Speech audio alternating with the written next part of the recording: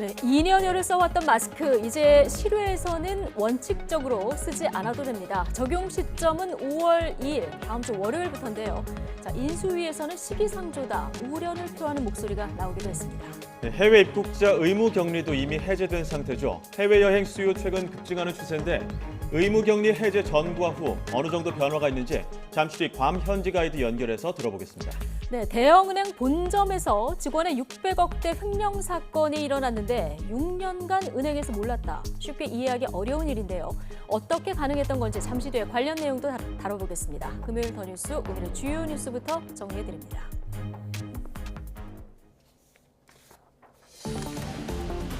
검찰 수사권 폐지 법안이 내일 국회 본회의에서 처리될 예정인 가운데 여야는 첨예한 대립을 이어가고 있습니다. 민주당이 중대범죄수사청 설치를 위한 사개특위 구성에 나서자 국민의힘은 입법 독재라고 비판했습니다.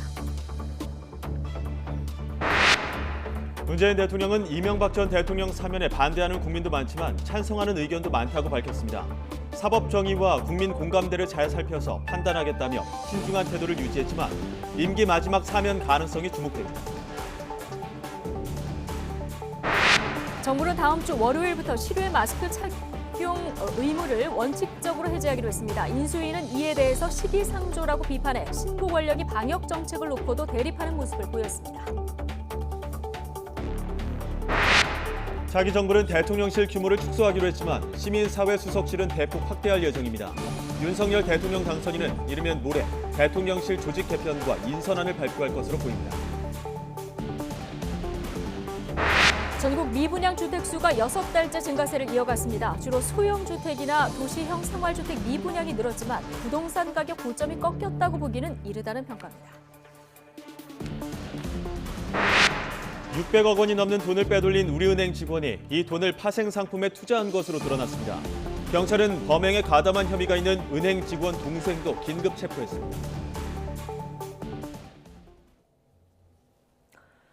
네, 검찰 수사권 폐지, 이른바 검수완박 법안이 국회 본회의에 상정된 가운데 여야가 중대범죄수사청 설치를 놓고 대치하고 있습니다. 민주당은 오늘 곧 중수청 설치를 위한 절차에 들어가는데요. 국회 소식 알아보겠습니다. 정유진 기자. 네, 국회입니다. 네, 자, 더불어민주당이 중대범죄수사청을 설치하기 위해서 곧 운영위원회를 연다고요. 네, 민주당은 조금 뒤인 오후 2시에 운영위원회를 열어서 중수청 설치를 위한 사법개혁특위 구성을 논의합니다. 검수완박법안 처리와 관련해서 중대범죄수사청, 한국형 FBI 설치 여부를 놓고 여야가 강하게 대립하고 있는 것인데요. 애초에 여야 원내대표 합의문에는 사법개혁특위를 만들어 중대범죄수사청 설치를 논의하고 중수청이 출범하면 검찰의 직접 수사권은 폐지한다는 내용이 있었습니다. 하지만 지난 수요일 본회의에 올라간 검찰청법 개정안엔 이 내용이 담기지 않았는데 이렇게 되면 검찰이 잠깐 가지고 있기로 했던 경제와 부패 수사권을 언제 생길지 모르는 중수청이 설치될 때까지 쥐고 있게 되는 겁니다. 검찰 권한이 모두 넘어가는 걸 반대하는 국민의힘 입장에서는 협조 반대 의사를 밝혔고요. 이에 따라 박홍근 민주당 원내대표는 오늘 아침 비대위 회의에서 사개특위 구성을 지체하지 않겠다면서 국민의힘을 비판했습니다. 부동산에 가서 방 하나를 계약해도 어느 일방이 파기하면 책임과 페널티는 파기하는 쪽이 전적으로 감당하는 법입니다. 그러나 각 당 의원총회에서 추임받고 여야 원내대표와 국회의장까지 서명한 합의문을 소통용 전화 한 통에 휴지 조각으로 만든 국민의힘은 사과나 책임은커녕 시간이 갈수록 무도해지고 뻔뻔해지고 있습니다. 반대로 국민의힘은 민주당이 이미 중재안을 반대했기 때문에 사개특위 구성에 협조하겠다는 양당 합의도 무효라는 입장인데 민주당이 단독으로 운영위원회를 열어서라도 사법개혁특위를 만들겠다고 하자 강하게 비판했습니다. 민주당이 일방적으로 운영위원회를 소집해 사개특위 구성 결의안을 처리한다면 국회법 위반이자 입법 독재 선포입니다. 국민의힘 권성동 원내대표는 또 국회 처리 과정 위법성을 상세히 설명하겠다면서 문재인 대통령에게 면담을 요청하기도 했습니다. 송원석 원내수석 부대표 등 국민의힘 원내 부대변인단도 오늘 민주당을 비판하는 기자회견을 열었는데요. 송 원내수석은 운영위가 열리면 국민의힘 대표로 참석해 민주당의 잘못된 의사진행을 항의할 계획입니다. 네, 앞으로 진행될 법안 처리 일정도 설명해 주시죠. 네, 더불어민주당은 내일 본회의에서 검찰청법을 통과시킬 예정입니다. 국회법에 따라 내일 토요일 오후 4시 임시 본회의가 열리면 민주당은 검찰청법 개정안을 바로 표결에 처리할 계획입니다. 또 똑같은 방식으로 다음 달 3일 형사소송법 개정안도 통과시킨다는 계획인데요. 시간표대로라면 민주당은 다음 달 3일 문재인 정부 마지막 날 국무회의 일에 검수완박 개정안을 공포하겠다는 방침입니다. 이에 대해 국민의힘은 내일 본회의가 열리기 전 의원총회를 열고 대책을 논의할 계획입니다. 또 윤석열 당선인 측이 제안한 국민투표를 하기 위해 당장 법 개정안을 마련하고 준비되는 즉시 국회에 발의하겠다고 밝혔습니다. 또 민영배 의원이 위장 탈당해 편법으로 법안이 본회의에 상정됐다면서 헌법재판소에 이 절차를 멈춰달라는 가처분 신청을 냈는데요. 두 대안 모두 시간이 현실적으로 부족한 상황이라 검수완박 법안은 민주당 계획대로 통과될 가능성이 높습니다. 지금까지 국회에서 YTN 정유진입니다. 네, 인수위발 속보가 들어와서 좀 전해드리고 가겠습니다. 자, 인수위에서 월 100만 원 수준의 부모 급여를 도입하겠다. 자, 이렇게 전한 내용이 있습니다.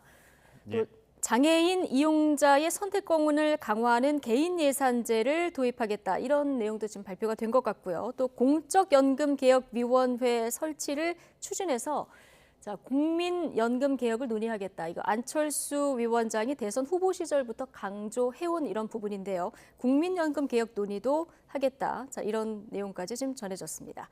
다시 한번 좀 정리를 해볼까요? 예, 지금 인수위에서 0세에서 11개월 아동의 월 100만 원 부모급여를 도입하겠다. 이런 복지 정책을 발표했고요. 그 외에도 장애인 이용자 선택권을 강화하는 개인 예산제를 도입하겠다. 또 마지막으로 공적연금개혁위원회 설치를 추진해서 국민연금 개혁을 논의하겠다. 이렇게 속보가 들어왔습니다. 네, 자세한 소식은 정리되는 대로 또 전해드리도록 하고요. 자, 그리고 안철수 대통령 측 인수위원장 실외 마스크 의무 해제가 성급하다면서 현 정부가 공을 가져가려 하는 것으로 보인다. 자, 오늘 아침에는 이런 유감도 표했습니다. 네, 새 정부 대통령실은 2실 5수석 체제와 시민사회 수석실 강화를 확정짓고 막바지 인선을 준비하고 있습니다. 인수위 취재기자 연결합니다. 박서경 기자. 네, 서울 삼청동 인수위원회입니다. 네, 인수위원회는 실외 마스크 해제 시점을 더 늦춰야 한다. 이런 입장이었었는데요. 실외 마스크 착용 의무 해제가 오늘 발표가 됐고 여기에 대해서 또다시 우려의 목소리를 낸 거죠. 네, 인수위는 정부의 실외 마스크 해제 발표에 대해 유감을 표명했는데요. 방향성에는 공감하지만 아직은 시기상조라며 인수위와 사전 교감도 없었다고 말했습니다. 안철수 위원장은 확진자 추이 등 객관적 데이터를 보고 5월 말쯤 착용 해제를 신중히 검토하자는 게 인수위의 제안이었다며 이번 발표가 성급했고 현 정부로 공을 가져가려는 것으로 보인다고 말했습니다. 들어보겠습니다.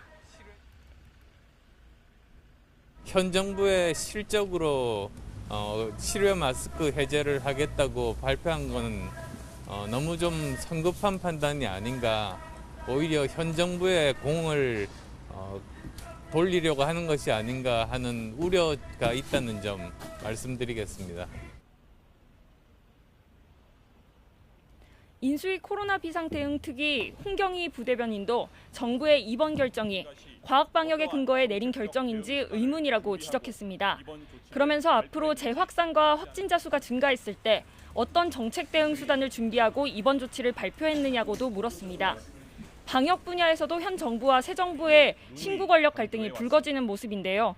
안철수 위원장은 또 윤석열 정부의 5년간 복지국가 개혁 방향도 발표했습니다. 앞서 속보로 전해드렸는데요. 월 100만 원 수준의 부모급여 도입, 그리고 장애인 이용자 선택권을 강화하는 개인 예산제를 도입하고 공적연금개혁위원회 설치 추진, 그리고 국민연금 개혁을 논의하겠다는 내용입니다.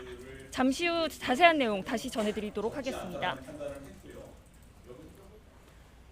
네, 대통령실 인선은 애초 예상보다 늦어지고 있는 것 같은데 지금은 어느 정도로 진행됐습니까? 네, 장제원 당선인 비서실장은 오늘 오전 기자들과 만나 대통령실 체제가 2실 5수석 체제로 확정된 상태라고 말했는데요. 특히 검수완박 법안과 관련해 입법 전행이 일어나고 있는 가운데 이를 국민께 설득하는 시민사회 수석실을 강화하겠다고 밝혔습니다. 민원을 듣는 국민제안비서관과 디지털 소통비서관을 신설하겠다고 덧붙였는데요. 들어보겠습니다. 소위 말하는 민원을 또 정치하는 그런 국민제안비서관이라든지 또는 그 디지털 소통하는 비서관까지 포함해서 다른 분야는 상당히 슬림화되지만은 시민사회 수석실은 조금 대폭 강화할 생각이고.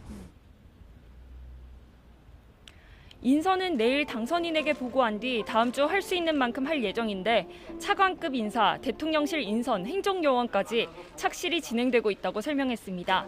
검수완박 국민투표안은 아직 당선인에게 보고하지 않았지만 빨리 국회에서 입법 보완이 필요하다고 다시 한번 강조했습니다. 이런 가운데 윤석열 대통령 당선인은 1박 2일 충청 일정 이틀째인 오늘 대전과 청주, 음성 등 충북 지역을 돌며 지역균형 발전을 강조하고 있습니다. 네, 역대 최단 취임 11일 만에 열릴 예정인 첫 한미 정상회담 일정에 대한 구체적인 윤곽은 좀 나왔습니까? 네, 다음 달 21일 열릴 예정인 윤 당선인과 조 바이든 미국 대통령의 한미 정상회담은 용산 집무실에서 개최되게 됐습니다.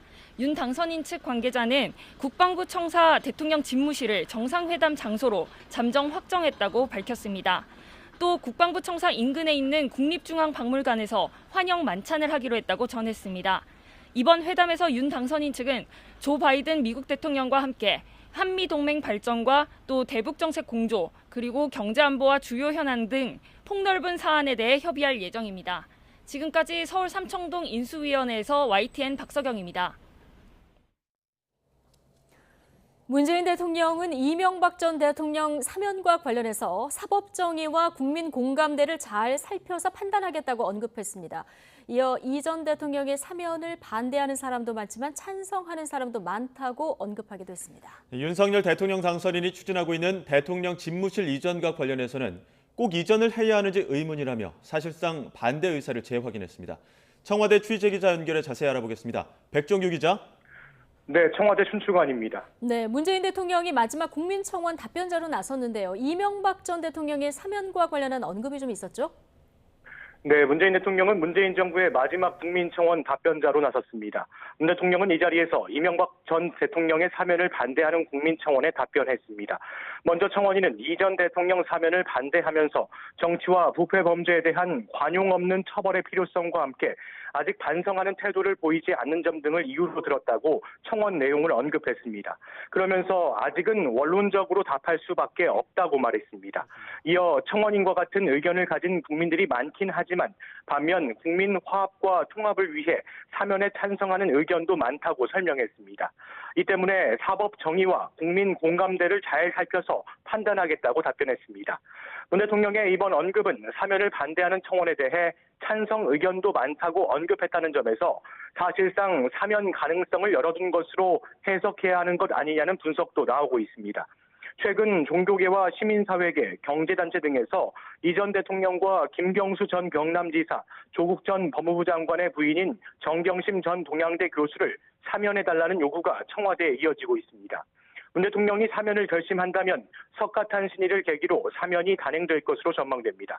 청와대 안팎에서는 다음 달 3일 문재인 대통령이 마지막으로 주재하는 국무회의가 예정된 만큼 곧 문 대통령이 사면 여부에 대해 결정을 내릴 것이라는 관측이 나오고 있습니다. 네, 문 대통령이 대통령 집무실 이전과 관련해서도 반대 의사를 거듭 밝혔죠. 네, 문 대통령은 대통령 집무실 이전을 반대하는 두 건의 국민청원에도 답변을 내놨습니다. 문 대통령은 청원인의 청원 내용에 개인적으로는 공감한다는 뜻을 내비쳤습니다.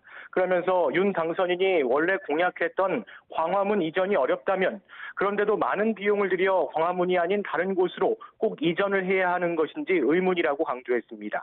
또 집무실을 이전한다고 해도 국방부 청사가 가장 적절한 곳인지 안보가 엄중해지는 시기에 국방부와 합참, 외교부 장관 공관 등을 연쇄 이전시키는 방식으로 추진하는 것이 맞는지도 역시 의문이라고 언급했습니다. 문 대통령은 다만 차기 정부가 꼭 고집한다면 물러나는 정부로서는 혼란을 더 키울 수가 없는 것이 현실이라고 설명했습니다. 이어 우리 정부는 무엇보다도 집무실 이전 과정에서 안보 공백과 경호 공백이 발생하지 않도록 하는데 심혈을 기울이고 있다고 말하며 그렇게 하지 않을 수 없는 우리 정부의 입장에 양해를 구한다고 덧붙이기도 했습니다. 앞서 문 대통령은 지난 26일 JTBC에서 공개된 손석희 전 앵커와의 대담에서도 집무실 이전에 대해 반대 입장을 표명하기도 했는데요. 문 대통령은 개인적으로 저는 별로 마땅치 않게 생각된다며 집무실을 옮기는 것은 국가의 백년대계인데 어디가 적절한지 등을 두고 여론수렴도 해보지 않았다고 지적한 바 있습니다. 또 안보 위기가 가장 고조되는 정권 교체기에 국방부에 나가라, 당 빼라, 우리는 5월 10일부터 업무 시작하겠다는 식의 일 추진이 정말 위험하다고 생각한다며 윤 당선인 쪽을 비판하기도 했습니다. 지금까지 청와대 춘추관에서 YTN 백종규입니다. 문재인 대통령의 임기 마지막 특별 사면 여부에 관심이 집중되고 있습니다. 사면은 일반 사면과 특별 사면으로 나뉘는데요. 이 국회 동의가 필요한 일반 사면과 달리 특별 사면은 우리나라 헌법이 대통령에게만 독점적으로 부여한 권한입니다. 특히 임기 말 특별 사면 대상에는 나름의 거물급 인사들이 많았는데요. 과거 대통령들의 임기 말 특별 사면 대상엔 누가 있었을까요? 대표적으로는 김영삼 전 대통령이 1997년 말 김대중 대통령 당선인과 회동하면서 의견을 모아 전두환, 노태우 두 전직 대통령을 특별 사면한 사례가 있습니다. 그리고 김대중 전 대통령 특사의 경우 IMF 외환 위기 이후 대기업 총수가 사면 명단에 포함되기 시작했고 임기 말에는 IMF 사태의 원인 제공자 중 하나로 지목된 정태수 전 한보그룹 회장과 김선홍 전 기아그룹 회장 등을 사면했습니다. 노무현 정부 때는 어땠을까요? 김우중 전 대우그룹 회장 등 경제 분야 인사와 전 정부 주요 공직자 그리고 전직 정치인들이 대상이었습니다. 특히 노무현 전 대통령의 집사로 불렸던 최도술 전 청와대 총무비서관이 포함돼 임기 말 노 전 대통령의 측근도 혜택을 받았다는 지적이 있었죠. 이명박 전 대통령도 마찬가지였습니다. 퇴임 직전 정치적 멘토인 최시중 전 방송통신위원장을 포함해 대학 동기인 천신일 세종회장과 측근으로 분류되는 박희태 전 국회의장, 그리고 친박계인 서청원 전 의원 등을 사면했습니다. 문재인 대통령 임기를 열흘 남짓 앞두고 각계에서 특별사면 요구들이 빗발치고 있는데요. 다음 달 8일 부처님 오신 날에 맞춰 과연 특별사면이 있을 것인지, 있다면 어떤 인사들이 명단에 포함될 것인지 높은 관심만큼이나 청와대의 고심도 깊어지고 있습니다.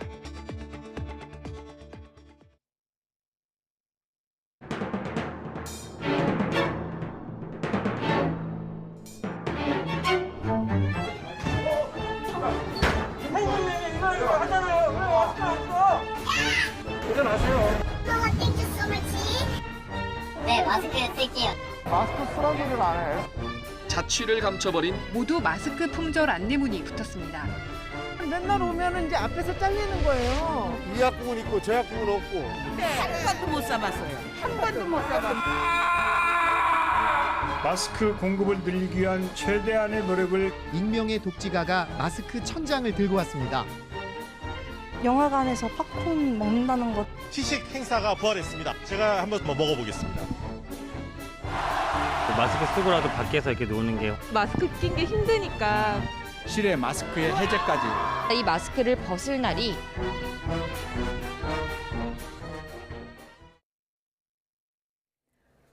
다음 주 월요일부터는 야외에서 마스크를 벗을 수 있게 됩니다. 정부는 유행 감소세가 6주째 이어지면서 의료 대응 체계가 안정을 유지하고 있고 전문가의 분석과 세계적인 흐름을 바탕으로 이같이 결정했다고 강조했습니다.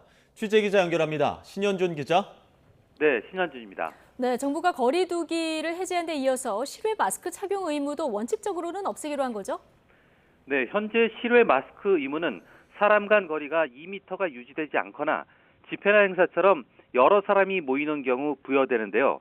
다음 주 월요일, 그러니까 5월 2일부터는 실외에서의 마스크 의무가 원칙적으로 해제됩니다. 야외에서 출퇴근이나 산책이나 운동을 할 때 마스크를 벗을 수 있게 되는 겁니다. 실외 마스크 착용을 의무화한 게 지난해 4월이니까 약 1년 만에 방역 지침을 바꾸는 겁니다. 다만 50명 이상이 참석하는 집회나 행사, 공연, 스포츠 경기장 같은 실외 다중이용시설에서는 지금처럼 마스크를 착용해야 합니다. 또 코로나19 증상이 있거나 고위험군, 여러 사람이 모였는데 1m 이상 거리 유지가 어려울 때는 실외 마스크 착용을 적극 권고했습니다. 방역당국은 자연 환기가 되는 실외는 공기 중 침방울을 통한 감염 위험이 실내에 비해 크게 낮은 특성이 있어 이같이 결정했다고 설명했습니다. 또 6주째 확진자가 감소하고 위중증 환자와 사망자도 완만한 감소 양상을 보이고 있다고 덧붙였습니다.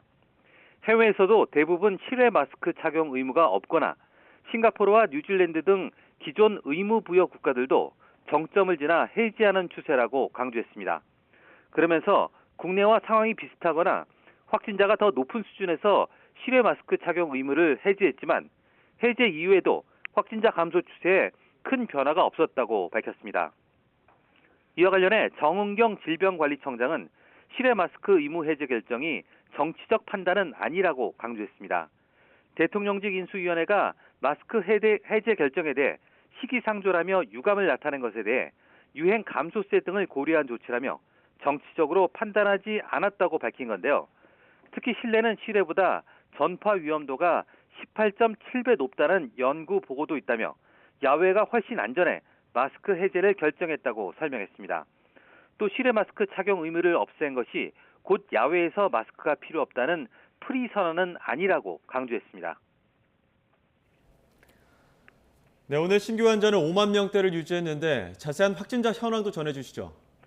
네, 오늘 0시 기준 코로나19 신규 환자는 5만 568명입니다. 전날보다 6천 명 넘게 줄면서 9일 연속 10만 명 아래를 유지하고 있습니다. 일주일 전과 비교하면 3만여 명이, 2주 전과 비교하면 7만 5천 명 넘게 줄어 감소세가 이어지고 있습니다.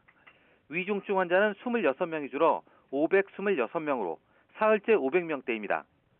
코로나19 관련 사망자는 136명이 발생해 누적 22,724명입니다. 전국의 중환자 병상 가동률은 27.6%까지 떨어졌습니다. 재택치료 환자는 현재 39만 명대이고 이 가운데 하루 2번 모니터링을 받는 집중관리군은 3만 4천여 명입니다. 지금까지 사회 2부에서 YTN 신현주입니다.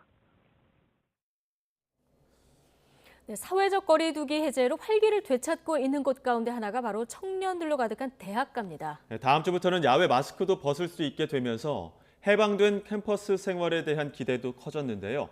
반면 이대로 마스크를 벗어도 될지 우려하는 목소리도 적지 않습니다. 현장에 나가 있는 취재기자 연결합니다. 송재인 기자. 네, 신촌 대학가에 나와 있습니다. 네, 자, 서울의 대표적인 대학가인데요. 자, 그곳 분위기는 어떻습니까? 네, 먹자골목이 늘어선 대학가인 만큼 점심시간 오가는 발걸음이 갈수록 더 늘어나고 있습니다. 그 가운데에서도 역시 가장 눈에 띄는 건 바로 앞 대학을 다니는 학생들이었는데요. 일상회복과 함께 서로 대면할 기회가 대폭 늘어나면서 표정들에는 활기가 가득합니다. 막바지 중간고사 기간인 만큼 3, 4, 5 모여 마지막 시험을 준비하거나 일상회복에 시험도 끝났겠다, 친구들과 일찍이 불금을 즐기는 경우도 있었습니다. 특히 다음 주부터 야외 마스크도 벗게 되면서 캠퍼스에서 해방감을 만끽할 수 있을 거란 기대도 컸습니다. 앞서 제가 이화여대 앞을 다녀왔는데 일상회복에 기대감도 커진 한 재학생의 말 들어보시죠. 요즘에는 그래도 좀 많이 만나서 그래도 좀 활기가 생긴다고 해야 되나? 그렇기도. 네, 그리고 또 이제 여름이니까 여름에는 이제 마스크 안 덥고 이랬는데 벗으면은 많이 시원하고 해방될 것 같아서 기대가 돼요. 다만 이 학생 역시 코로나19가 완전히 끝난 건 아닌 만큼 불안감도 남아있다고 덧붙였습니다. 실제로 제가 학생들을 몇 만나보니까 진짜 마스크를 벗어도 되는 건지 아직 혼란스러워하는 경우가 꽤 있었습니다. 관련 발언 하나 들어보시죠. 마스크를 오래 쓰다 보니까 사실은 벗는다는 게 아직 상상이 잘 안 되긴 하는데 걱정 반 설렘 반인 것 같아요. 그런 만큼 코로나 이전으로 일상을 회복하기까지는 한동안 적응 기간이 필요할 것으로 보입니다. 지금까지 신촌 대학가 앞에서 YTN 송재인입니다. 네, 해외 입국자 의무 격리 해제로 해외여행 수요가 급증하고 있습니다. 지난 2년여 동안 발이 묶였던 여행객들이 한꺼번에 공항으로 몰려 항공사들도 잇따라 증편에 나서고 있는데요. 하와이나 괌 등 휴양지 가이드북이 평소보다 10배 넘게 팔리는 등 특히 인기라고 합니다. 의무격리 해제 전과 후 어떻게 다른지 괌에서 관광 관련 일을 하는 현지인 연결해 들어보겠습니다. 전수만님 나와 계십니까? 네, 안녕하세요. 전수만입니다. 네, 안녕하십니까? 지금 현지에서는 어떤 일을 하고 계십니까? 네, 현지에서 지금 가이드 일을 하고 그다음에 개인 사업을 병행하고 있었는데 예. 코로나 이후에는 지금 가이드 안 하고 저희 개인 사업만 하고 있습니다. 예. 코로나 이전부터는 그 가이드를 쭉 몇 년 정도 일을 하신 거죠? 가이드는 한 2년 정도 했습니다. 예. 혹시 지금 가이드 일을 하시다가 코로나 국면에 접어들면서 현지 상황을 보셨을 텐데 코로나 국면에 들었을 때 현지 상황 어느 정도였습니까? 거의 여기는 이제 가이드분 그 일 터지고 나서는 거의 이제 일이 없어서 거의 관광객이 거의 안 보였었거든요. 그래서 예. 여기 계시던 분들이 이제 많이 하시던 일을 접으시고 이제 다른 일들 하시거나 아니면 괌을 떠나시거나 많이 했습니다. 예. 그럼 전수만님께서도 가이드를 하시다가 지금 관광객들이 급격하게 줄다 보니까 이제 개인 사업으로 좀 직업을 바꾸신 그런 사례인 거죠? 네, 저는 원래 코로나 전에도 개인 사업을 했었고요. 예. 제 아는 분을 소개로 이제 가이드를 같이 하게 된 거였습니다.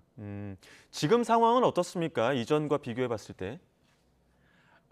코로나 후에 지금은 이제 괌에 관광객들이 많이 들어오고 계셔서 가끔씩 제가 이제 운전하고 나가 보면 예전에는 안 보이던 관광객들이 많이 보이기 시작해서 좀 기분이 좋아지는 것 같습니다.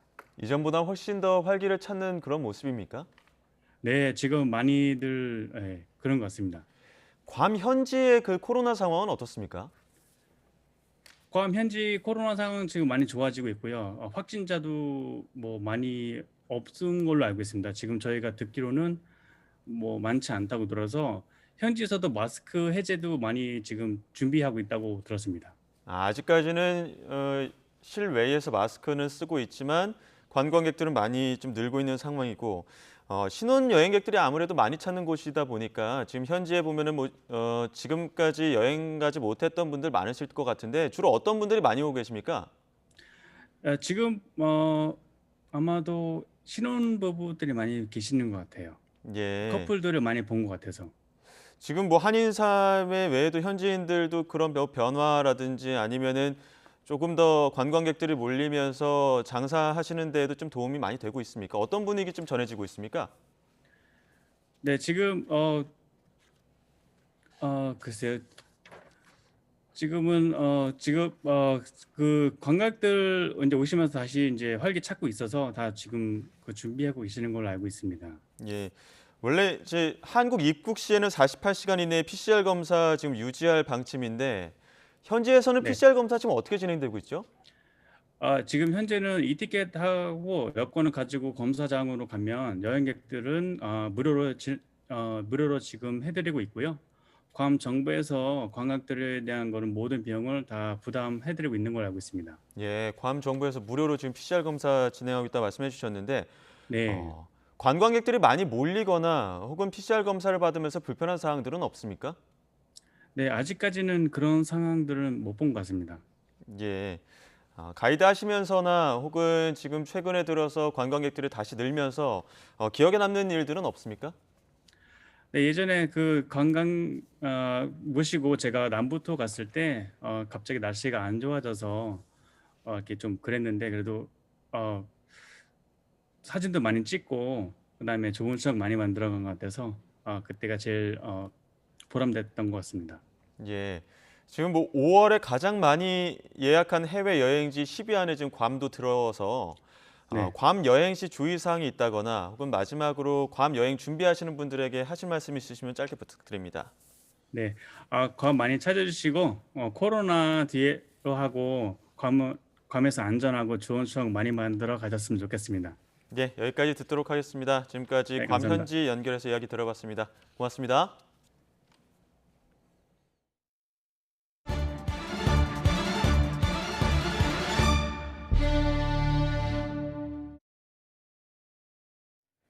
네, 러시아의 우크라이나 침공 사태가 장기화하면서 밀 가격의 고공행진이 어디가 끝인지 모르게 계속되고 있습니다. 최근 수입 밀의 가격이 2008년 글로벌 금융 위기 이후 처음으로 톤당 400달러 선을 넘어섰습니다. 네, 정부는 식량 안보 차원에서 밀을 포함한 곡류를 비축하고 있는데요.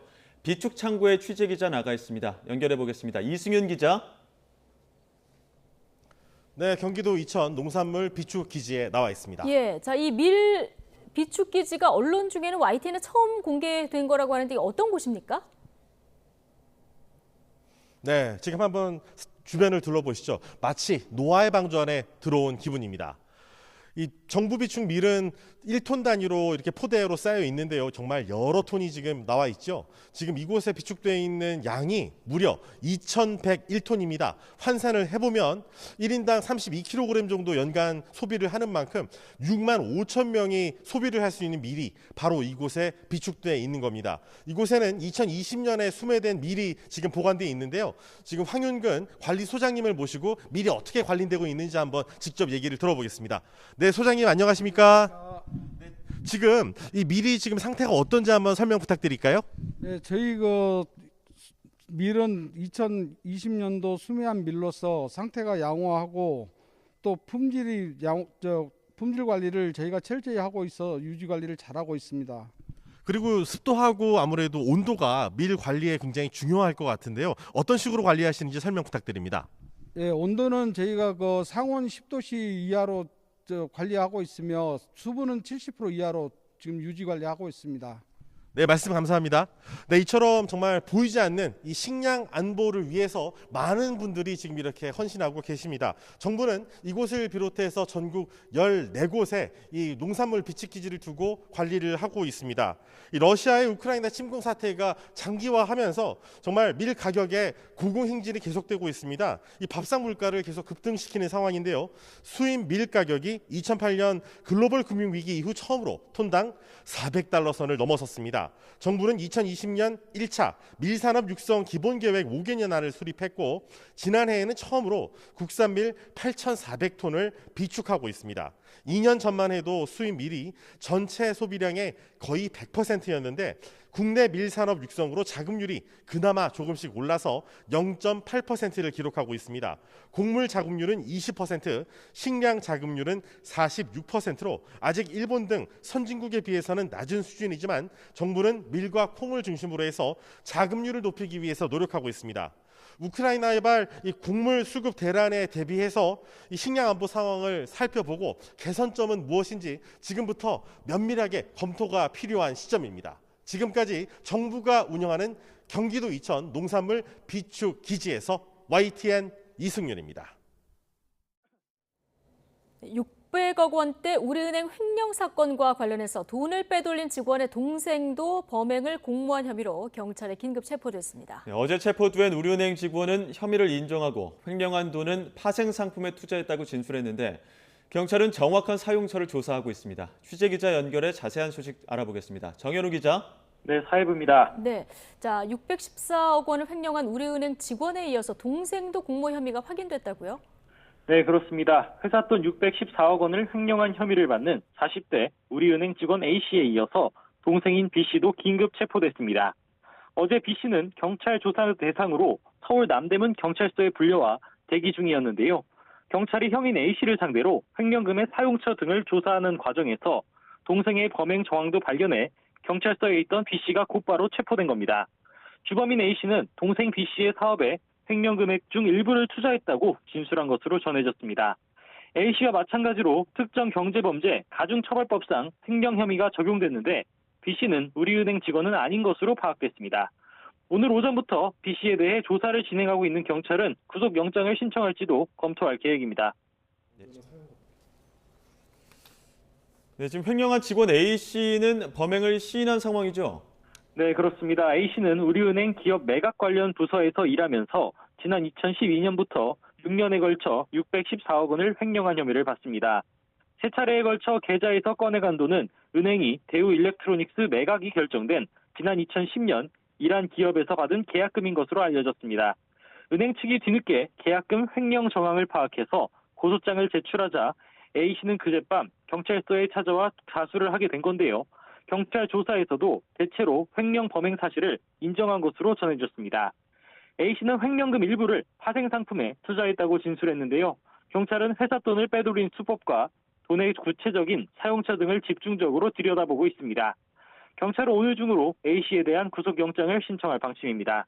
서울경찰청도 남대문 경찰서에서 수사하는 이번 사건을 집중지휘 사건으로 지정하고 범죄 수익 추적팀 5명을 투입해서 횡령액의 행방과 몰수 가능한 금액 규모를 파악하고 있습니다.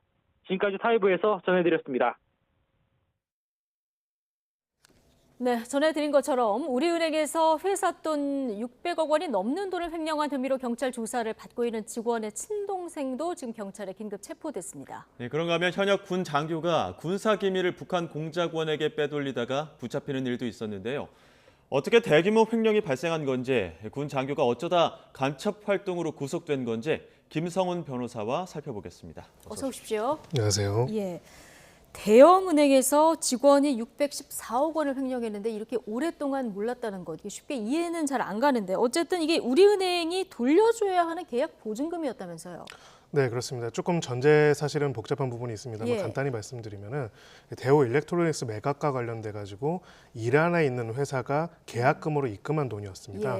그다음에 이제 소위 말해서 이 계약이 무효가 되면서 계약금을 다시 돌려주게 되면서 원래는 이란으로 송금해야 하는 돈인데요. 근데 지금 이란 제재가 있죠. 이란 제재 때문에 송금하지 않고 묶여 있었던 돈인데 이 돈을 가지고 또 투자자 국가 소송을 관련해서 이란이 대한민국 정부를 상대로 소송을 제기해서 승소를 하고 이래서 이 돈을 다시 이란으로 보내는 것이 미국 국무부의 그 제재 센터에서 확인이 돼서 자 이제 그럼 돌려주자고 딱 해보니까 돈이 없는 겁니다. 그러니까 사실은 그러니까 이란 제재라는 특수 상황 때문에 묶여 있었던 돈인데 이 돈의 행방에 대해서는 사실 우리은행조차도 제대로 모르고 있었던 것이죠. 깜깜이로 관리가 돼 있었던 거군요. 그렇습니다. 예. 6년에 걸쳐서 횡령을 한 사실이 지금 드러났는데 우리은행 같은 경우에는 지금 국내 은행 중에서도 대형은행 아닙니까? 그렇습니다. 어떻게 이렇게 큰 은행에서 이런 사실을 몰랄 수가 있는지 사각지대가 그대로 방치된 셈 아닙니까? 네, 그렇습니다. 기본적으로 다른 일반적인 기업보다 금융기관, 시중은행에서의 횡령 굉장히 엄중하고 되게 위험한 일로 봅니다. 왜 그러냐면은 지금 당장 애탁하고 있는 자산만 해도 수백조가 되고 수천조가 될 수도 있거든요. 이렇게 수많은 자산을 가지고 있고 보관하고 있고 관리하고 있는 은행에서 어찌 보면 금고문을 열어놓고 있었다라고 하는 거나 마찬가지이기 때문에 이번 같은 경우는 좀 특수한 소송적인 경과 때문에 오랫동안 묵혀있던 돈이긴 했지만 그렇다 할지라도 나머지 금액들은 어떻게 관리되고 있는 것인지 특히나 뭐 10억, 20억이 아니라 600억 가까운 돈이 그것도 한 이번 달에 혹은 올해 갑자기 이제 인출돼가지고 횡령된 게 아니라 16년 가까이 계속 이제 한 거에 대해서 10년 가까이 모르다가 이제야 알게 됐다는 점에서 적극적으로 내부적인 통제, 내부적인 관리가 사실상 전무하거나 아니면 굉장히 부실했던 것이 아닌가를 반증해주는, 보여줄 수 있는 것이 아닌가라는 생각이 듭니다. 이 직원이 횡령금 일부를 파생 상품에 투자했다 이렇게 얘기했는데 이게 6년에 걸쳐서 이루어진 거 아니겠습니까? 회수는 할 수 있습니까? 만약에 진짜 파생 상품에 투자를 했고 손실을 봤다면 굉장히 회사가 어려울 것입니다. 지금 최근에 이제 다른 기사들이 나온 걸로 봐서는 근데 이 진술이 거짓일 수도 있다라는 주장이 있습니다. 즉 이렇게 횡령 같은 범죄 같은 경우는 결국 두 가지 단위인데요. 이 횡령 행위에 얼마나 많은 사람이 협조했는지 내부와 외부의 공범을 찾아내는 게 중요하고요. 두 번째는 횡령한 금액을 회수하는 게 중요합니다. 회수하려고 할 때 범죄자들이 많이 이야기하는 게 아주 뭐 도박이나 아니면 파생 상품처럼 위험성이 높은 무언가를 해가지고 다 잃어버렸다, 없다라고 하고 이제 형기를 살겠다라고 하는 경우들이 있죠. 근데 사실은 이런 것들이 그게 아니라 오히려 더 안전한 쪽으로 아니면 소위 말하는 가상자산 등으로 흘러들어갔을 가능성도 있습니다. 실제로 일부 보도에 따르면은 해외 부동산이라든지 해외의 가족과 연계된 기관이라든지 혹은 다른 회사를 통한 투자 등으로 얽혀 있다라는 얘기들이 있기 때문에 이런 부분에 대한 추적과 확인들이 꼭 필요하고요. 만약 이런 부분에 대한 추적에 대해서 계속 비협조적인 태도를 표한다면은 이 부분에 대해서도 또 그런 자금을 세탁하거나 은닉하는 것에 관여된 사람들까지도 수사가 확대될 필요가 있습니다. 앞서도 리포트를 전해드렸습니다만 직원 A씨, 그 친동생도 지금 경찰에 긴급 체포된 상황인데 이런 부분 보면 외부인이 어떻게 공모를 했다 이런 정황들이 포착이 된 것 같죠? 그렇습니다. 결국 이제 이 100억 원대가 넘는 횡령 같은 경우에는 내부와 외부에 보통 협조자가 반드시 있는 경우가 대부분입니다. 왜냐하면 횡령을 한 다음에 이 돈을 결국 은닉하기 위해서는 여러 차례 여러 수단으로 가야 하기 때문이죠.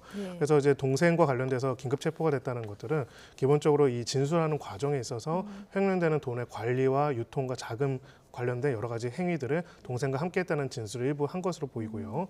그게 아니더라 할지라도 관련된 여러 가지 자료들을 통해서 이 횡령금에 관해서 소통한 내용들이 확인됐을 가능성이 있습니다. 그래서 결국은 이제 굉장히 장기간에 걸쳐가지고 횡령이 이루어졌기 때문에 이 금액이 여러 차례, 여러 거래, 여러 당사자한테 흘러갔을 가능성이 있고요. 이 부분들에 대한 말단을 어찌 보면은 은닉하거나 끊어가지고 회수가 불가능한 것처럼 이야기를 해가지고 나중에 형사적인 처벌을 받더라도 이 돈을 다시 찾아가려고 할 가능성도 있습니다. 그렇기 때문에 각 과정에 있는 행위자들에 대한 엄중한 조사가 같이 이루어져야 하는 상황입니다. 근데 이 동생 같은 경우는 우리은행 직원이 아니잖아요. 근데 횡령 혐의 공범으로 같이 묶일 수 있는 겁니까? 네, 그래서 똑같이 묶일 수가 있고요. 이제 공동 정범이라고 합니다. 소위 말해서 이 신분을 가지고 있는 횡령자, 보관자가 아니라고 할지라도 보관자와 공동해가지고 공모해가지고 했을 경우에도 공동 정범으로서 처벌을 받을 수가 있고요. 횡령 행위 자체에 가담을 안 했다 할지라도 이런 범죄 수익들의 은닉에 도움을 준 사람들 같은 경우에는 범죄 수익 은닉에 관한 처벌에 관한 법률에 의해 가지고 또 처벌이 될 수가 있습니다. 그래서 지금 이제 이 수사가 두 가지 다 있어야 하는데요. 주범이 돈의 행방을 정확하게 알고 있을 테니까 이분에 대한 것들을 수사를 하면서 한편으로는 이 주범의 기존의 관계들 그리고 거래 관계들을 바탕으로 해가지고 여러 곳으로 흩어져 있을 가능성이 높고 여러 차례 거래를 건너갔을 수도 있는 자금의 흐름을 확인해 볼 필요가 있습니다. 지금 은행이라는 그러니까 돈을 관리하는 은행이라는 특수성도 있지 않겠습니까? 지금 이 사건으로 봤을 때는 내부 통제 부실 뭐 이런 문제들도 드러날 것 같은데 신뢰라는 면에서도 좀 타격이 클 것 같아요. 굉장히 크다고 할 수 있습니다. 기본적으로 우리 은행이 하는 가장 역할 중에 하나가 예금을 받고 우리가 예금을 맡기는 곳이죠. 돈을 믿고 맡기는 곳인데 이런 일이 벌어졌다는 거는 아무래도 일반 시중 어떤 고객의 계좌는 아니라고 할지라도 내부적으로 이게 큰 금액이 어떻게 보면 횡령된 것들을 전혀 파악을 못했다는 거는 결국은 기본적인 시정 장치조차 안 되어 있었다라고 보여지는 것이고요. 그렇기 때문에 예를 들어서 지금 보도된 내용에 따르면 3년 전에 종합 감사를 했는데도 이 내용이 나타나지 않았다고 합니다. 그렇다면 지금 도대체 내부적으로 어떻게 통제를 하고 있는지 그래서 이런 사고를 어떻게 다시 재발을 방지할 수 있는지를 꼭 확인을 해야 하고요. 실제로 이제 우리은행급 정도로 큰 은행에서는 사실 많지는 않았지만은 일반 은행 중에서도 몇 번 이런 것들이 발생한 적이 있었습니다. 뭐 소위 말하는 특정 금전 신탁 관련해서 수천억을 뭐 횡령 비슷하게 했던 사안들도 있었고요. 그런 경우들이 몇 번 이제 적발이 되고 금감원에서 대대적인 이제 감사가 이루어진 적이 있는데 이 정도 규모의 시중은행에서 이 정도 규모의 횡령은 사실은 처음이기 때문에 이번에 이제 감사 결과에 따라 가지고는 이 과정이 이 내부 통제가 왜 이렇게 느슨해졌는지 아니면은 혹여라도 이 내부 통제 과정에서 다른 공범이 있는 것이 아닌지까지도 확인이 이루어질 필요가 있습니다. 근데 올해 그 오스템 임플란트 직원의 횡령 사건 기억하시는 분들 꽤 많을 텐데 이런 횡령 범죄 매해 꾸준히 이제 발생을 한다고 하는데 계속 이렇게 보도가 되고 하는데도 끊이지 않고 발생하는 이유는 어디 있을까요?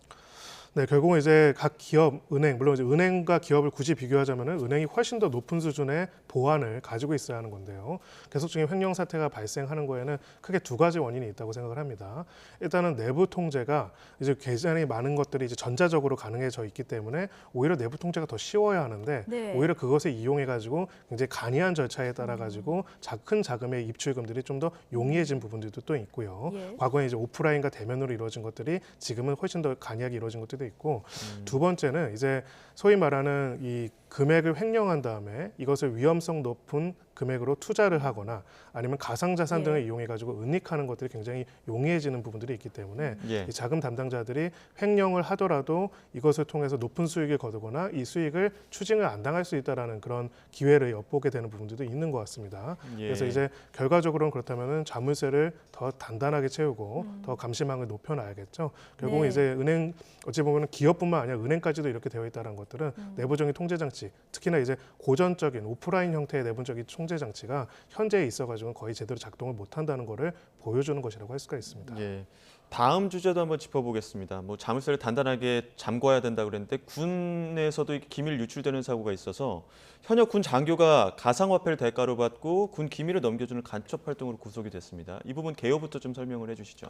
네, 이제 최근에 확인이 된 내용인데요. 간단히 말하면 북한의 해커가 이제 소위 말해서 특정한 사람을 포섭을 했고요. 그 사람을 통해 가지고 지금 이제 현역 대위의 동기, 대학 동기를 포섭해서 동기로부터 이 군인 대위를 포섭을 한 다음에 다음에 국가 기밀을 군 기밀을 유출해 줄 것을 요구를 했습니다.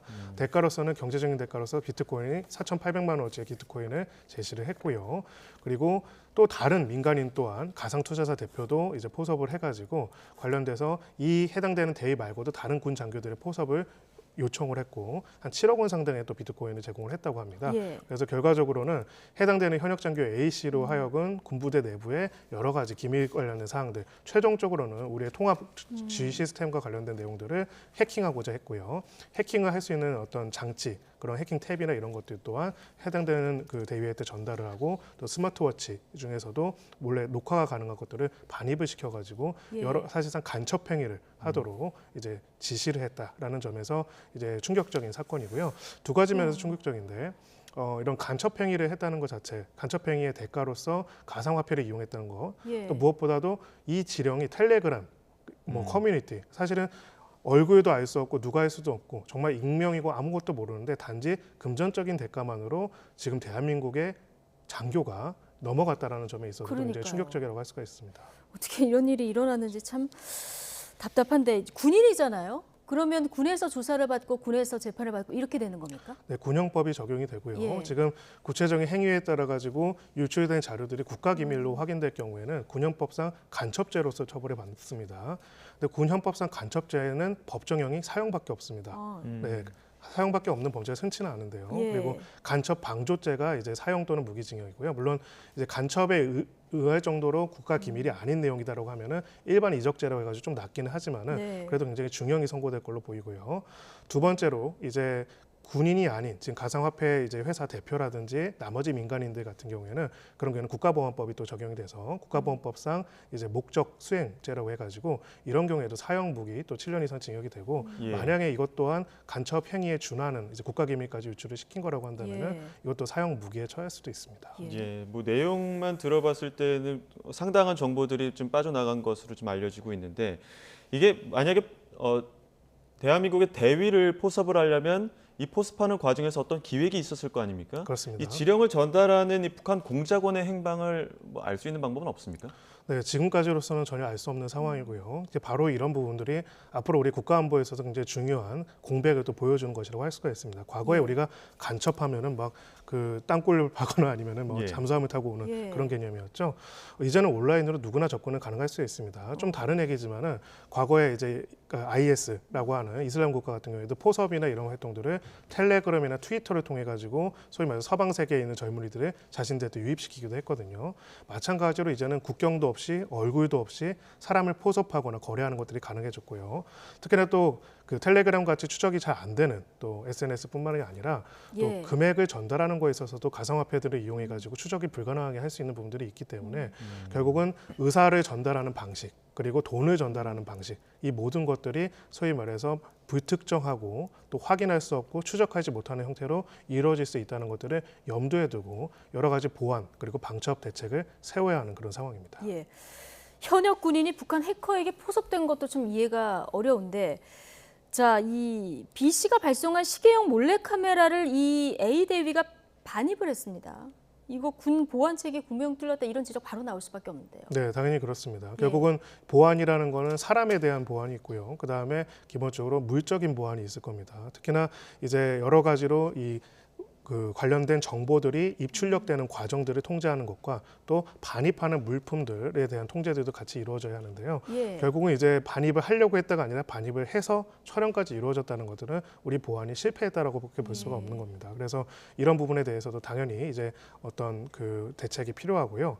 두 번째로는 이제 이런 그 물품 반입까지를 본다면은 결국은 뿌리와 소통은 온라인으로 우리가 추적하기 어려운 온라인으로 이루어졌지만은 이런 것들이 가능하게 하도록 하는 오프라인 조직이 있을 가능성은 있습니다. 마치 점조직처럼 서로가 서로를 아까 말한 가상화폐 그 대표랑 이 대위는 서로 저를 모른다고는 했지만은 그렇다 하더라도 이런 것들을 물적으로 가능하게 해주는 조직을 또 별도로 당시 그 해커 혹은 간첩이 가동하고 있을 가능성도 있기 때문에 이 사건을 바탕으로 해가지고 추가적인 수사를 통해 가지고 어떤 조직, 어떤 인물들이 이런 내용들을 관여하고 있는지까지도 꼭 확인해 볼 필요가 있습니다. 그러니까 민간인이 대위에게 전달한 시계형 몰래카메라 이런 것들이 어디서 흘러왔는지 그렇습니다. 그런 것들 것들 때문에도 공고한 가능성이 있다고 보시는 건데 그렇습니다. 재발 방지를 위해서는 어떤 대책들이 좀 필요하겠습니까?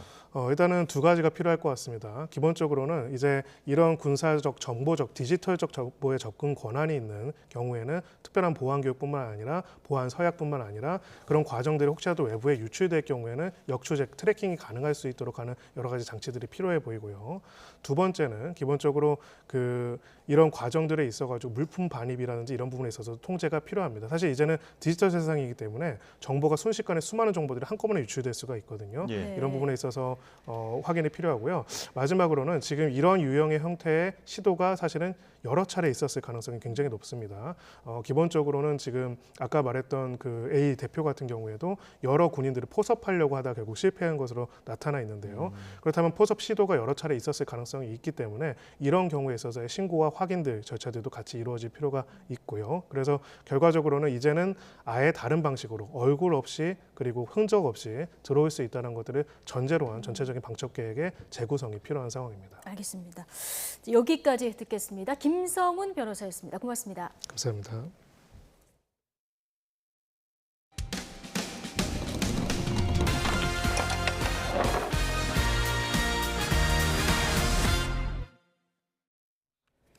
네, 코로나19 사태를 계기로 대면 주문을 피하고 인건비도 줄이기 위해서 가게마다 손님이 직접 주문하고 결제하는 키오스크가 많이 늘었습니다. 네, 그런데 막상 거액을 들여 기계를 설치했더니 제작업체가 프로그램도 제대로 깔아주지 않고 환불도 거부해 자영업자들이 속을 태우고 있습니다. 제보는 Y, 윤혜리 기자의 보도입니다. 서울 노원구에서 칼국수집을 운영하는 이경준 씨는 지난해 10월 방문 판매 사원에게 솔깃한 얘기를 들었습니다. 월 30만 원의 리스 비용만 내면 손님이 주문과 결제까지 할 수 있는 테이블 키오스크 기계를 설치해 주겠다는 겁니다. 종업원을 추가 고용하는 것보다 낫다고 생각해 4년간 1,000만 원 계약을 맺고 기계 13대를 들였지만 지금은 후회뿐입니다. 기계만 설치하고 주문 프로그램은 깔아주지 않아 쓸모없는 애물단지가 돼버린 겁니다. 돈은 빠져나가는데 사용은 못하고 저희뿐만 아니라 소비자도 불편하고 있으니까 정말 볼 때마다 천불이 나죠. 애물단지를 들여놨는데 제가 어떻게 처리할 수가 없으니까. 프로그램이 설치돼 있지 않아 먹통이 된 키오스크는 이렇게 전원이 꺼져 반년째 방치돼 있습니다. 참다 못한 이 씨는 계약 해지를 요구했지만 업체는 돈을 일부 돌려주겠다며 계약 해지를 차일피일 미루기만 했습니다. 이런 피해를 본 자영업자는 이 씨뿐만이 아닙니다. 1,700만 원에 기계 20여 대를 들인 김모 씨는 3개월 만에 겨우 주문 프로그램을 깔았지만 업체 설명과 달리 기능이 수준 미달이었습니다. 프로그램을 기어이 깔았는데 그 간단한 프로그램이 너무 이제 처음 얘기했던 거랑 다른 거예요. 우리 기존 버스 프로그램이랑 연동이 된다라고 했었는데 막상 다른 프로그램에 깔려 있고. 계약 방법이 교묘해 해지하기도 쉽지 않았습니다.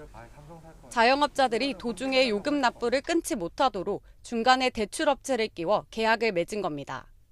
업체는 대출업체로부터 계약 대금을 한 번에 지급받고 자영업자들은 다달이 대출업체에 할부금을 내도록 하는 방식입니다. 카드는 인원이 들어가면 환불이 되기 때문에 큰 금액을 사실상 빨리 벌려고 캐피탈을 끼워서 고객들한테 피해를 주는 거죠. 이렇게 피해를 본 자영업자만 최소 50여 명. 취재가 시작되자 해당 업체는 무능한 개발자 탓에 프로그램 개발이 늦어졌다며 계약 조건에 따라 환불할 방침이라고 해명했습니다. 개발 직원들의 능력이 없어가지고 솔직히 2, 3주면 서포트웨어 다 완성될 거를 3달, 4달, 5달 이렇게 기다리니까 국민들 입장에서는 당연히 화가 나는 거죠. 하지만 이미 불신이 쌓일 대로 쌓인 자영업자들은 계약 해지가 되지 않으면 1억 원대 손해배상을 청구하겠다며 집단 소송을 예고했습니다. YTN 윤혜리입니다. 네, 폐기물로 보이는 퇴비 악취 때문에 충남의 한 산골 마을 주민들이 고통받고 있다는 제보가 들어왔습니다. 주민들은 장마철에 비가 내리면 침출수가 나와서 식수로 쓰는 지하수를 오염시키지 않을까 걱정하고 있습니다. 이상곤 기자의 보도입니다. 충남 보령의 한 마을 산골짜기. 흙더미 사이로 소나무들이 쓰러져 있고 곳곳에서 포대자루들이 눈에 띕니다. 주변을 삽으로 파보자 검은색 흙이 나옵니다. 흙을 파낸 곳에서는 악취가 진동하고 주변에는 벌레까지 들끓고 있습니다. 주민들은 인근 가수원 주인이 퇴비라며 모아놨던 것을 최근 옮겨 묻은 뒤 흙으로 덮었고 그 과정에서 악취가 심해졌다고 주장합니다. 냄새로 인해서 밤에 문을 열을 수도 없고요. 숨을 쉴 수가 없어요. 우리 문 열어놓고 산 적이 없어요. 악취 유발 물질이 있던 자리에서는 생선 썩은 내가 코를 찌릅니다. 보령 씨는 민원이 이어지자 현장 조사를 진행했고 땅에 묻힌 물질을 폐기물로 판단했습니다. 일반적인 퇴비 냄새가 아니었기 때문에 저희는 폐기물로 보고 있고요. 그리고 본인에게 물어봤을 때 반입 경로가 지금 불명확하다라는 것 자체가 게다가 해당 농장주는 지자체로부터 허가를 받지 않고 산을 파헤친 것으로도 확인돼 보령시가 작업 중지 명령을 내렸습니다. 지하수를 식수로 사용하고 있는 주민들은 비가 오면 땅에 묻은 물질에서 침출수가 나와 지하수를 오염시키지 않을까 걱정하고 있습니다. 비가 오면은 수질이 이제 물이 떠서 스며들잖아요.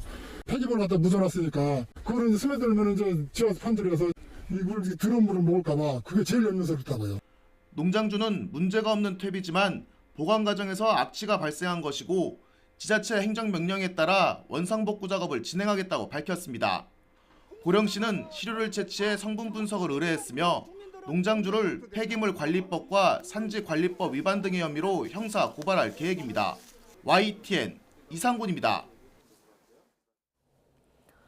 네, 전국의 미분양 주택 수가 6달째 증가세를 이어가고 있습니다. 주로 소형 주택이나 도시형 생활주택이 주인을 찾지 못하고 있는데 그렇다고 부동산 고점이 꺾였다는 신호로 해석하기는 어렵다는 평가가 나옵니다. 최기성 기자가 취재했습니다. 오피스텔과 도시형 생활주택이 함께 들어설 힐스테이트 청량리 메트로블 공사 현장입니다. 도시형 생활주택 공공임대 75가구를 제외한 213가구 가운데 133가구, 62%가 미분양입니다. 전용 면적 48제곱미터의 공급 금액이 8억 원대로 비싼 게 원인으로 꼽힙니다. 가격이 주위보다 좀 많이 비싸고 그렇게 할 바에는 진짜 아파트를 하는 게 낫지 않을까. 돈을 조금 더 보태면은 아파트를 살 수 있는데. 서울 강동구의 한 주상복합도 미분양 단지에 이름을 올렸습니다. 전체 124가구 가운데 30여 가구가 분양에 실패했습니다. 미분양된 곳은 대부분 전용 면적 14제곱미터 이하로 소형 주택이라는 공통점이 있습니다. 첫째는 대출 규제 영향이 컸다는 거, 1가구 1주택, 2주택 되면은 대출이 안 나오는 거. 그 다음에는 위치에 비해서 가격이 너무 그때 당시에 좀 비쌌고. 미분양 주택 증가는 전국적인 현상입니다. 지난해 10월 14,000여 가구에서 지난달에는 27,000여 가구로 2배 가까이 증가했습니다. 전국 미분양 주택 수는 작년 9월 최저점을 기록한 이후 수도권을 포함하여 전국 모두 6개월 연속 증가 추세에 있습니다. 이른바 국민평형이라고 불리는 전용면적 85제곱미터 초과주택 미분양은 지난달보다 330가구 줄었지만 85제곱미터 이하는 지난달 대비 3,000가구 이상 증가했습니다. 이번 통계만으로 시장이 안정세로 돌아섰는지 단언하긴 어렵다며 향후 추세를 지켜봐야 한다는 분석도 나옵니다. 실수요자나 매수대 기자들의 옥석 가리기가 본격화했는지 따져봐야 한다는 겁니다. 예전 평균적인 수준에 비해서는 아직 낮은 수준이고요.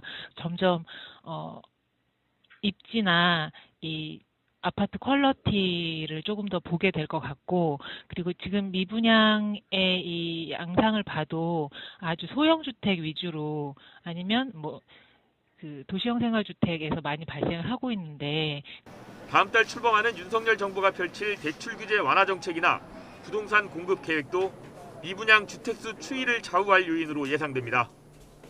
YTN 최기성입니다. 다음 달 1일부터 유류세 인하폭이 지금의 20%에서 30%로 확대됩니다. 유류세 인하분이 전부 소비자 가격에 반영된다면 유류세를 20% 인하 중인 지금 기준에서 휘발유는 최대 리터당 83원, 경유 58원, LPG 부탄은 21원까지 떨어질 수 있습니다. 다만 유류세 인하분이 소비자 가격에 전부 반영되지 않을 수 있고 기존 재고 소진 등의 1, 2주가량 시차가 발생할 수도 있습니다.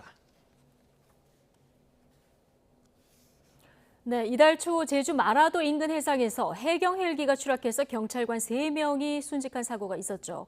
그런데 최근 동해해경이 언론사 기자들을 대상으로 헬기 탑승 체험 행사를 열었습니다. 네, 해경 내부에서조차 시기가 적절했는지 의문의 목소리가 나오고 있습니다. 홍성욱 기자입니다. 지난 26일 동해지방해양경찰청 전용부두 해경 헬기가 이륙해 동해 상공으로 날아갑니다. 한참을 비행하다 경비함 갑판 위로 내려앉은 헬기. 내린 사람들은 다름 아닌 언론사 기자였습니다. 동해해경청이 기자들을 대상으로 해양경찰 소개 행사를 열면서 항공 순찰 체험 행사를 한 겁니다. 특공대 장비 소개와 구조 시범 뒤에 이어진 항공 순찰 체험. 지난 9일 남해해경청 헬기 추락 사고 이후 한 달도 되지 않아 기자단을 대상으로 벌인 헬기 체험 행사였습니다. 이 때문에 내부에선 이 행사 시기가 적절했는지 의문의 목소리도 나옵니다. 조종사 등 3명이 순직했고 동료와 가족 등 많은 이들을 슬픔에 잠기게 한 사고. 남해해경청은 후유증을 겪는 부산항공대 동료 대원들을 위해 헬기 운항을 2주간 중단하기도 했습니다. 이 기간 공백은 이웃 동해해경청과 제주해경청 헬기가 맡기로 했습니다. 동해해경청은 기자들이 요청한 행사였고 해양경찰의 구조 업무와 헬기 운항의 안전성 또한 홍보하기 위한 행사라고 설명했습니다. 해도 기간을 떠나서 충분히 그런 부분들은 공감할 수 있는 부분이잖아요. 지금 이 행사 자체가 어떤 언론사 요청에 의해서 시작이 됐는데 해경 구조 업무와 헬기 운항의 안전성을 알리기 위해 언론사 요청으로 이뤄진 헬기 순찰 탑승 행사.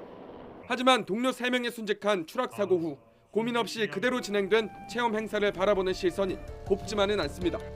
YTN 홍서욱입니다. 네, 다음 주 여름의 시작을 알리는 이파를 앞두고 설악산과 발왕산 등 강원산 간에 많은 눈이 내렸습니다. 오늘 새벽부터 내린 눈의 양은 향로봉 10.5cm, 설악산이 9.5cm입니다. 특히 설악산 중청대피소와 발왕산 등 산간 고지대를 중심으로 눈이 많이 쌓이면서 봄꽃과 눈꽃이 어우러진 설경이 펼쳐졌습니다. 강원 중북부 산지에는 오전까지 대설주의보가 내려졌다가 해제됐습니다. 이 지역에는 지난해에도 5월 초 한방눈이 쏟아지면서 22년 만에 5월 대설특보가 내려지기도 했습니다. 메이저리그 샌디에이고 김하성이 엿새 만에 홈런을 추가했습니다. 김하성은 신시내티 레즈와의 경기 0대1로 뒤진 3회 초 첫 타석에서 좌중간 담을 넘기는 솔로 아치를 그렸습니다. 3게임 만에 다시 홈런포를 쏘아 올렸고 메이저리그에 입성한 지난해 홈런 8개를 포함하면 빅리그 통산 홈런 10개를 채운 겁니다. 음주 뺑소니 사고로 삼진 아웃된 강정호의 복귀가 무산됐습니다. KBO는 키움 히어로즈와 강정호가 맺은 선수 계약을 승인하지 않기로 했다고 밝혔습니다. 또 강정호가 3차례 음주운전을 했고 3번째 사고 당시 현장에서 도주하는 등 죄질이 나쁜 점 등을 고려할 때 계약 승인이 KBO의 발전을 저해한다고 판단했다고 설명했습니다. 네, 비가 그치면서 조금 서늘한 금요일입니다. 주말과 휴일에는 전국적으로 맑고 선선한 날씨가 이어진다고 하는데요. 기상캐스터 연결해 날씨 전망 알아보겠습니다. 원희다 캐스터. 네, 원희다입니다. 네, 오늘은 낮에도 서늘한 느낌이 들 만큼 기온이 좀 떨어져 있나 보군요. 네, 그렇습니다. 어제는 볕이 뜨겁게 느껴질 정도였는데 봄비가 내리며 하루 만에 서늘함이 감돌고 있습니다. 기온이 가장 크게 오를 시간이지만 현재 서울 기온은 15.5도에 머물고 있고요. 이 정도면 어제보다는 8도, 예년보다는 5도나 낮은 기온입니다. 해가 지면 기온은 금세 내림세를 보이니까요. 체온 조절 잘해주시기 바랍니다. 오늘 동해안 지역은 밤까지 비나 눈이 조금 더 이어지겠습니다. 내일은 전국이 대체로 맑겠고 공기도 깨끗해 주말 나들이 즐기기 좋겠습니다. 내일 아침 기온은 오늘과 비슷하거나 조금 낮아 쌀쌀하겠습니다. 서울 10도, 대전 9도, 창원 8도에서 출발하겠습니다. 내일 낮 동안에도 예년 기온을 밑돌며 선선하겠습니다. 서울 17도, 광주 19도, 대구 20도가 예상됩니다. 다음 주에는 대체로 맑은 날씨 속에 기온이 오름세를 보이겠고요. 따뜻한 봄 날씨가 이어질 전망입니다. 오늘 영남 해안과 제주도에는 바람이 강하게 불겠고 너울성 파도가 높게 일겠습니다. 해안가 안전사고에도 각별히 유의하시기 바랍니다. 지금까지 YTN 원희다입니다. 네, 마스크 해제 시기부터 집무실 이전 문제까지 신구 권력 사이의 묘한 신경전이 지금 계속되고 있습니다. 미국 대통령은 하루 사이를 두고 우리의 현직, 전직 대통령을 만날 예정이라서 이것도 참 이례적이죠. 네, 내일 본회의 통과가 임박한 검찰청법 개정안. 힘에 부치는 국민의힘에서는 위헌 여부를 다투거나 국민투표에 부치자는 목소리에 힘을 싣고 있는데 현실 가능성이 있을까요? 잠시 뒤 전국 대담에서 다뤄보겠습니다. 저희는 더 뉴스 2부로 돌아오겠습니다.